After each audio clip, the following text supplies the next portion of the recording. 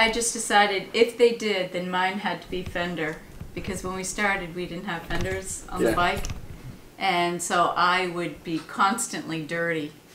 And some of my shirts are still stained. You know, we did go through this tunnel up in Washington State. It's the John Wayne Trail. John Wayne Trail. And it's an old converted rail trail, and there's a 2.5-mile tunnel. And it was really cool. It's the longest converted, you know, rail trail in the United States, the tunnel. And it was quite wet inside, and we don't know what was in it, but whatever it was, it completely, you know, it stained my shirt, the back of my shirt.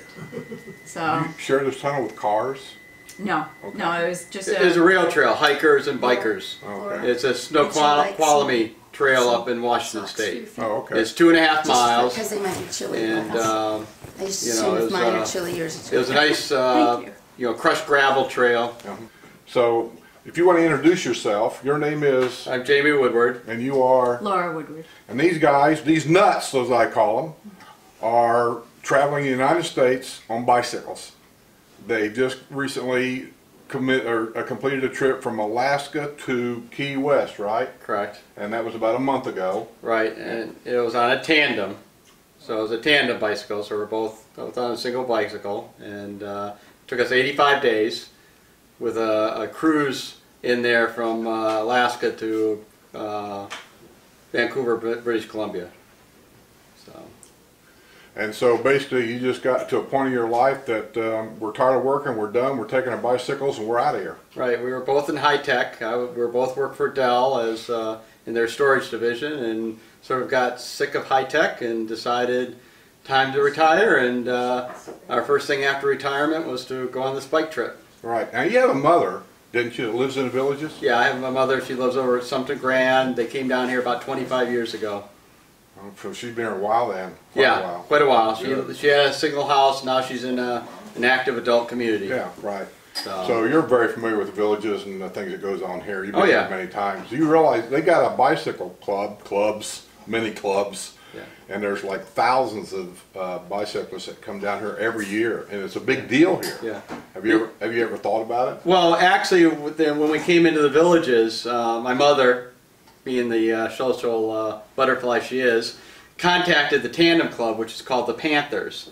And they actually met us up in the northern part of the villages, and they escorted us down to her, where she lives in Sumter Grand, on their tandem club. So there's probably 20 of them. I think about 20 tandems that escorted us down. So in fact, and then they told us about they do a couple meets a year down in this area, so we'll probably come down for one of them. Whose idea was it to do this cross-country riding?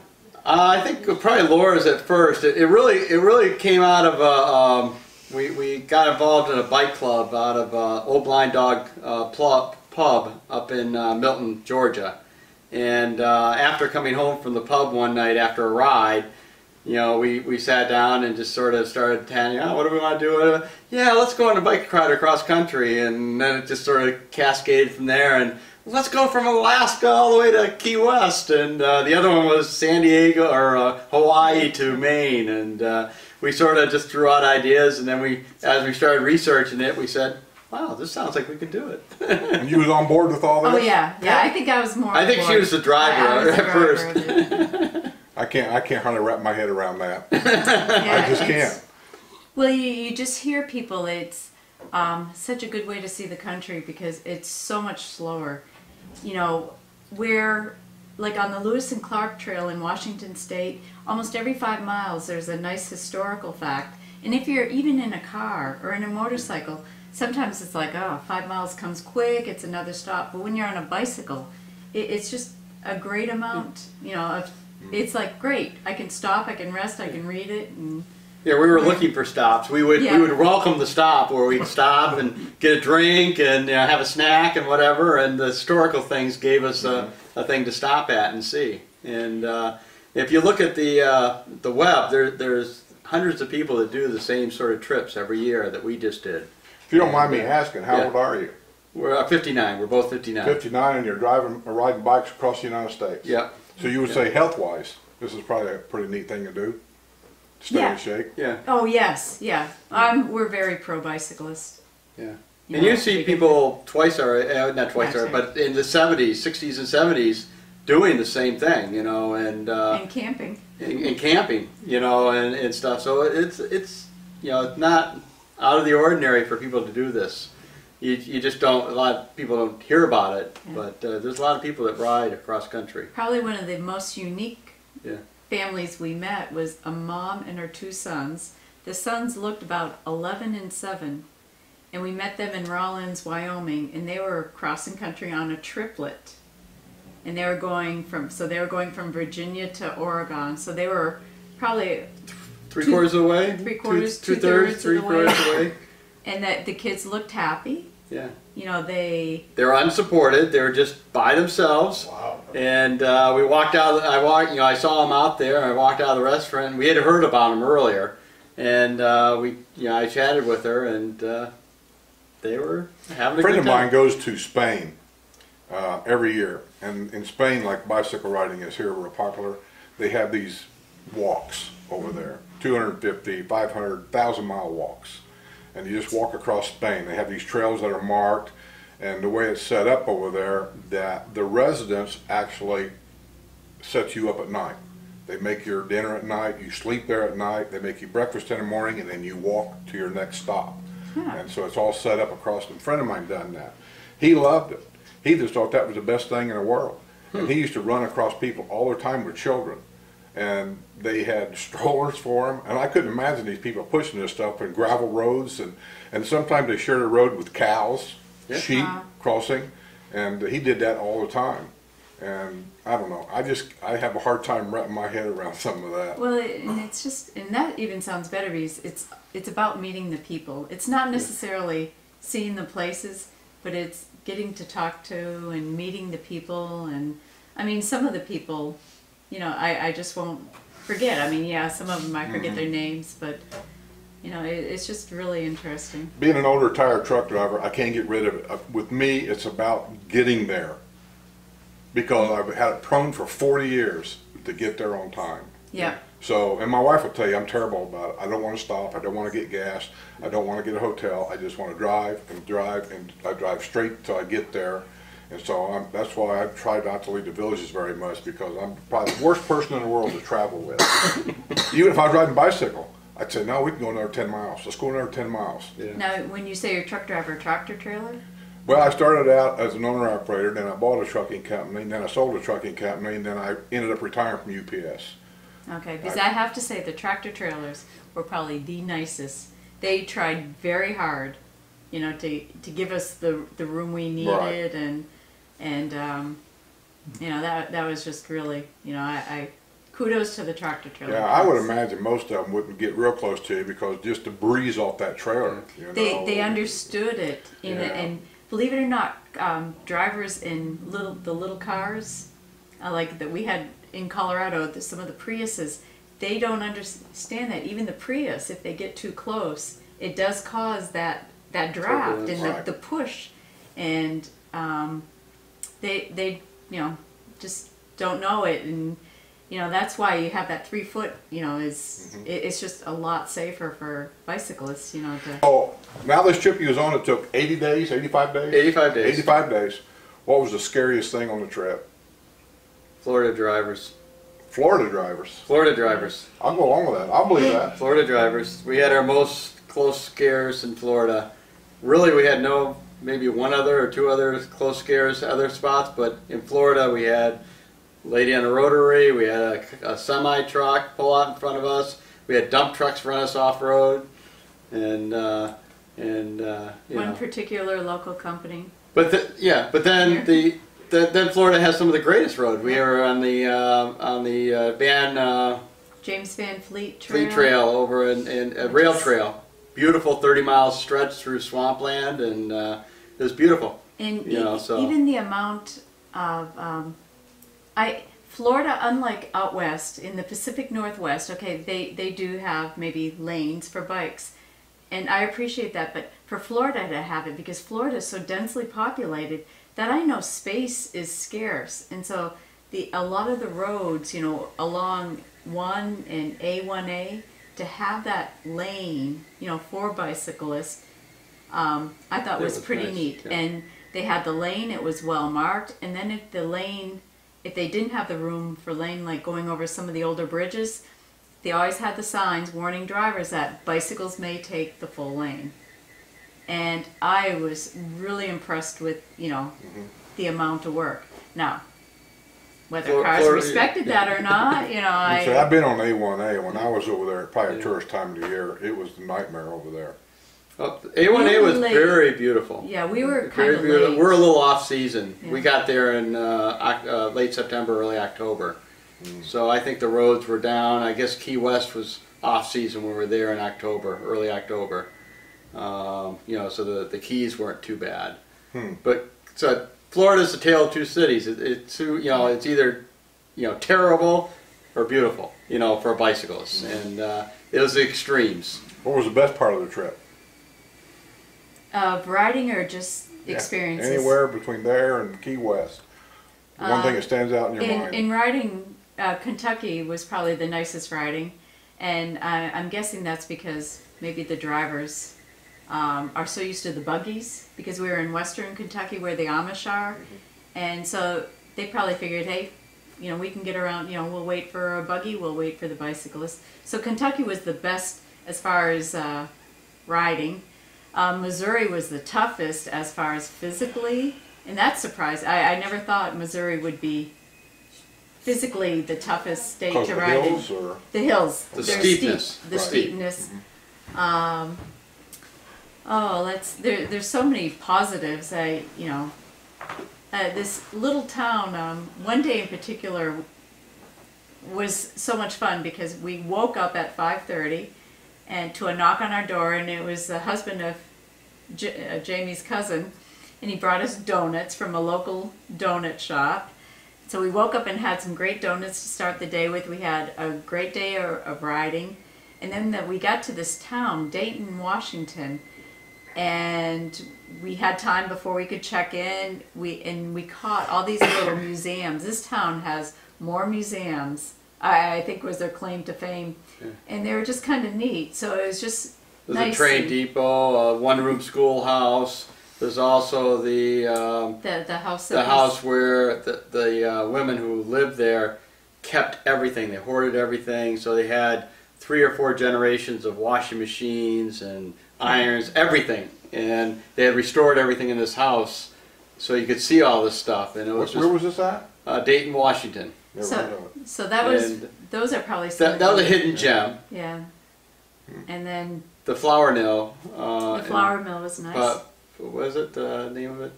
Pataha. Pataha, and they were famous for the XXX flour. Bugs Bunny, you'll see it. Bugs Bunny cartoon. You'll see XXX flour, and that's their brand was called that, XXX. Oh, really? And so they actually had a picture of their flour bag in the Bugs Bunny cartoon, which had that in it. And so it was sort of an interesting thing that I wouldn't have known before this trip. And how many breakdowns? We had 5 flat tires and 1 broken spoke, and that was it.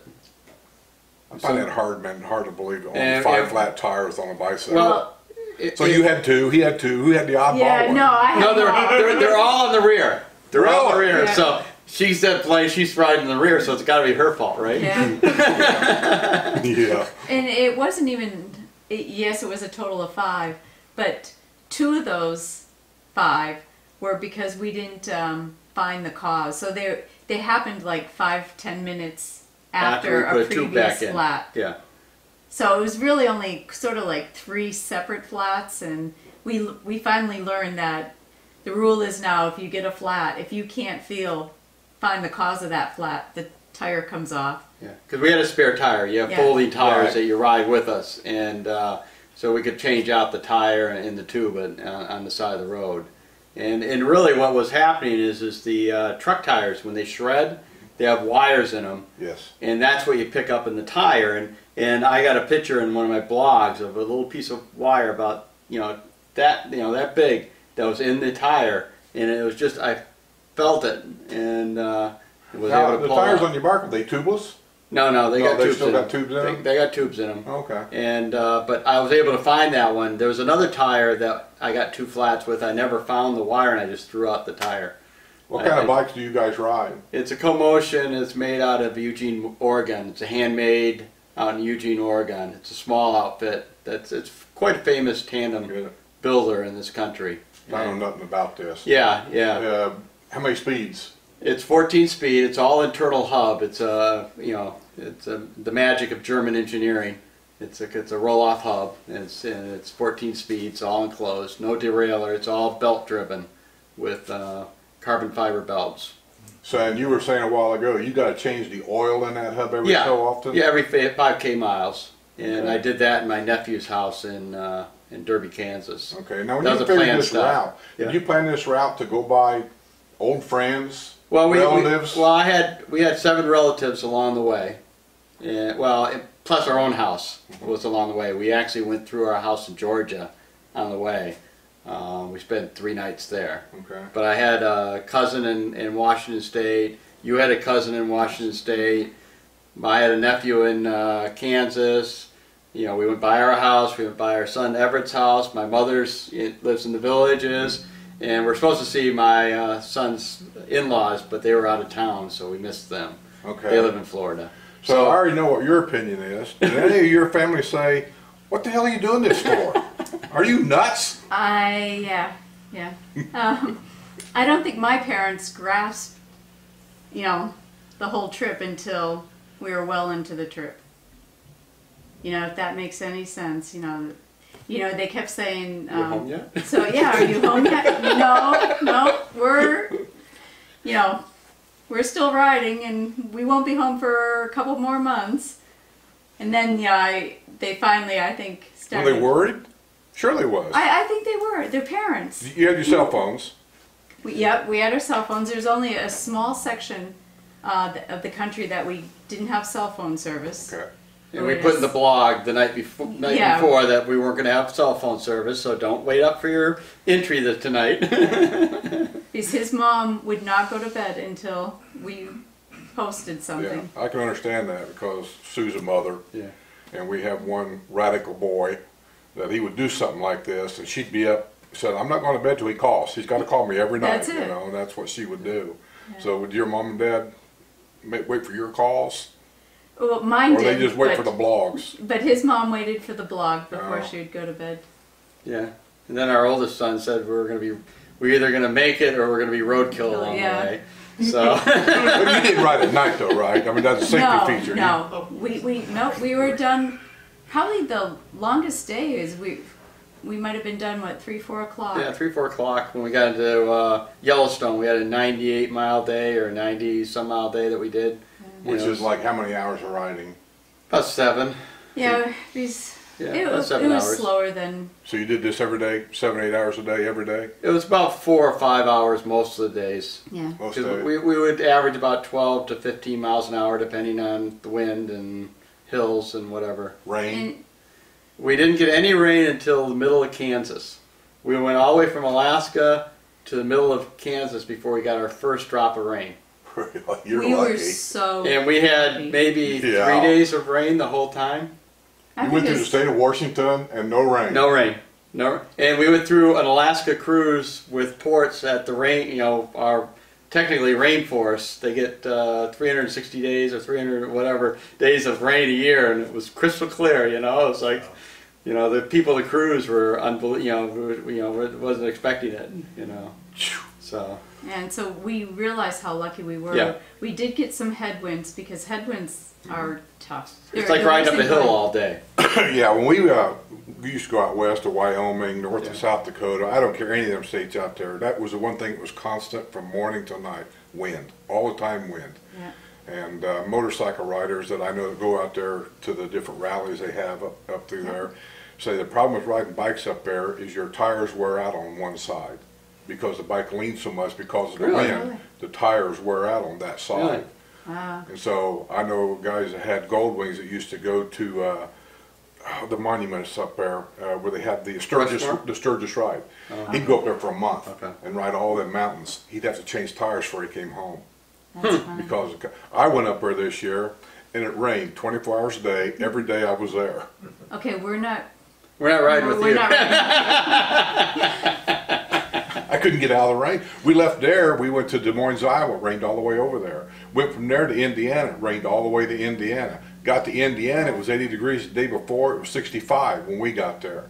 So then we came back home. This is why I don't leave the bubble very much. Yeah. It's too much. But we realized how lucky we were with the weather on this trip. So the next trip we do, we're going to probably scale back some of the mileage days because we averaged about 72 miles a day. And that's only because we can't be lucky twice with the weather. And so we just want to leave ourselves some day to recoup. You know, what is going to be your next trip? When or what? What? Where? We're planning right now to go from Arcadia, Maine, Arcadia National Park, to, we'll say roughly Chicago, and then from Chicago pick up Route 66 to Santa Monica. Right. And then we might do that little bit so we can actually get to the Mexican border. Mexican border. But you got to go to the pier, at least that far. That's the end of 66 is the pier right there. Yeah. Okay. So you got to do that. And you're going to go down, you say, the Mexican border? Probably, Think? yeah. We might. We There haven't. might be a big wall there by the time you get there. Yeah, that's right. I Yeah. don't know. I'm just saying.